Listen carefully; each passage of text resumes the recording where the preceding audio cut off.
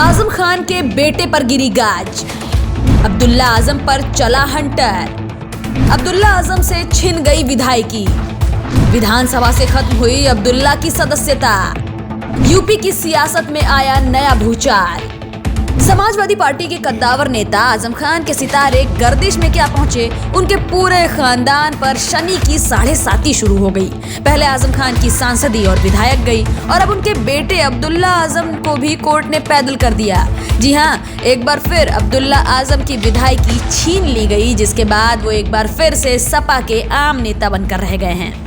जो रामपुर, देखिए अभी एक बात है, और उसमें भी ऑनरेबल कोर्ट ने इंस्पेक्टर साहब है, कौन है?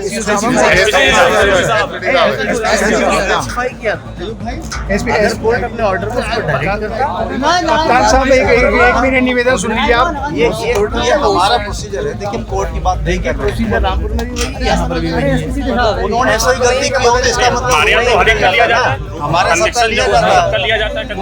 हम रिक्वेस्ट करते हैं, लोग दे देते हैं। आप कोर्ट से उस वक्त कहते कि कोर्ट ने अपना काम कर दिया। दरअसल 2 जनवरी साल 2008 को आजम खान अपने परिवार के साथ रामपुर से मुजफ्फरनगर एक कार्यक्रम में शामिल होने जा रहे थे। छजलैट थाने के सामने वाहन चेकिंग के दौरान आजम खान की गाड़ी को पुलिस ने रोक लिया।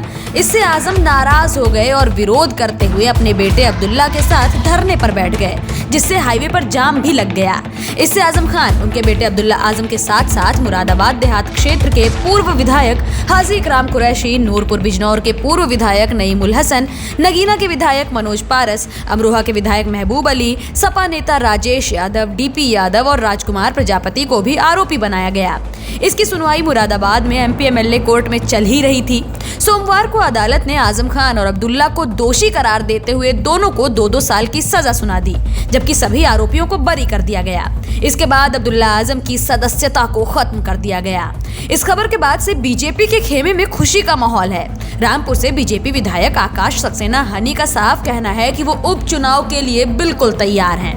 कल हमने प्रमुख सचिव विधानसभा को ये पत्र लिखा था, जिसमें हमने ये कहा था कि मुरादाबाद एमपी एमएलए कोर्ट के निर्णय को संज्ञान में लेते हुए स्वार विधानसभा की सीट को रिक्त किया जाए। उसी के परिप्रेक्ष्य में आज इस सीट को रिक्त किया गया है और अब हमारी मांग है कि यहाँ पर जल्द से जल्द उपचुनाव कराया जाए। भारतीय जनता पार्टी 12 महीने 24 घंटे चुनावी मोड में रहती है।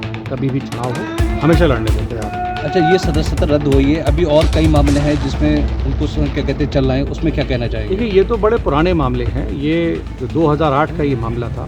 इसके अलावा जो अगर देखा जाए संगीन जो मामला है, वो birth certificate, passport, pan card, शत्रु संपत्ति और इस तरीके के बहुत सारे मामले ऐसे हैं जो पेपर एविडेंस के आधार पर हैं। उसमें भी हमें पूरी उम्मीद है उसमें बहुत जल्द से जल्द सज़ा हो। ये अपने आप में देश में एक ऐतिहासिक ये फैसला है, क्योंकि आपने ये पहला ऐसा वाकया देखा होगा कि जिसमें आदमी 2 बार विधायकी के लिए चुनाव लड़ा हो और दोनों बार उनकी विधायकी को कोर्ट ने छीना हो। आपको बता दें कि जन प्रतिनिधित्व अधिनियम के हिसाब से 2 साल या उससे ज्यादा वक्त की सजा होने पर वो विधायक उस वक्त अयोग्य घोषित कर दिया जाता है और जेल में समय बिताने के बाद 6 साल के लिए उसकी अयोग्यता बरकरार रहती है।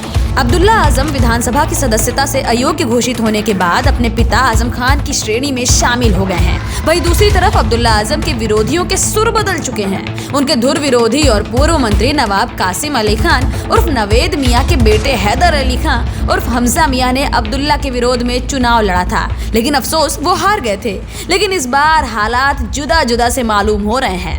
आज इंसाफ मिला है, न्याय की जीत हुई है और जो लोग समझते थे कि कानून उनके नीचे है, उनको झटका लगा है, क्योंकि कानून के सब है वो कानून के नीचे है। कानून कभी किसी के नीचे नहीं। और स्वार टांडा की जनता के लिए सच्ची कोई बात नहीं है, क्योंकि यह आदमी कभी चुनाव जीतने के बाद एक बार गया हो तो गया हो, वरना गया ही नहीं है। और जहाँ तक मेरी बात है, मेरी तैयारी जब मैं चुनाव हारा हूँ तब से चल रही है और जितने वोट मुझे मेरे हिसाब से मिले हैं इस आम चुनाव में, 2022 के आम चुनाव में, इतने वोट पहले किसी भी प्रत्याशी को, भाजपा गठबंधन के जो भी प्रत्याशी को पूर्व में कभी इतने वोट नहीं मिले।